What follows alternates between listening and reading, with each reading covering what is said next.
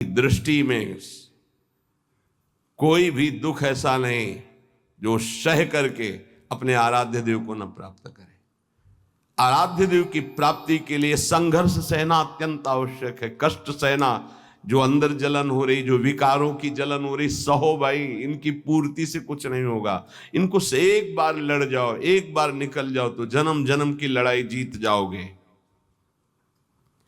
जिसकी शुद्ध भक्ति होती है उसको अपने प्यारे के नाम जप के सिवा और कुछ अच्छा ही नहीं लगता है। बस उसकी लीला कोई सुना दे, उसके गुणों की चर्चा करा दे, उसकी रूप माधुरी का चिंतन करे। तो मेरे प्रभु का स्वभाव है कि जो प्रभु को जपते हैं प्रभु उनको जपते हैं। ये बात समझ लो। आप प्रभु की लीला कथा सुन रहे हैं, प्रभु आपकी को देखकर इस भाव से, जब हमारा हृदय पवित्र होता है तभी हम भगवान को भाव से बच पाते हैं। अभी भाव नहीं, अभी तो भाव की केवल बातें सुना के बातें करते हैं, भाव नहीं जागृत हुआ। भाव जागृत होने पर इन तीन पर आपका महत्व तो नहीं रह जाएगा।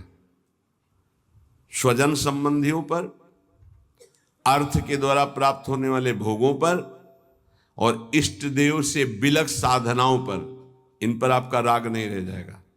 ये पहचान है भाव की।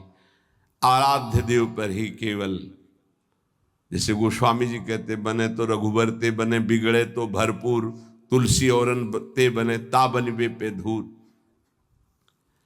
जब तक नाशवान पदार्थों में महत्व रहेगा, ये जो श्लोक है कि जिस प्रकार से भक्त मेरी शरण में आता है, मेरा भजन करता है, मैं वैसे ही उसका भजन करता हूं। नाशवान पदार्थों का महत्व देने से हमारा मन अपवित्र हो जाता है। नाशवान पदार्थों के भोगने से हमारी इंद्रियां और तन अपवित्र हो जाता है, हमारे कर्म अपवित्र हो जाते हैं, तो जन्म निश्चित हो गया अगला। और जब हम भगवान की शरण में आते हैं, भगवत नाम जप करते हैं, भगवत शरणागत होते हैं, भगवत भक्तों का संग करते हैं, तो सारी मलिनता नष्ट हो जाती है। तन की, मन की, स्वभाव की सब मलिनता नष्ट हो जाती है। इस बात को समझिए।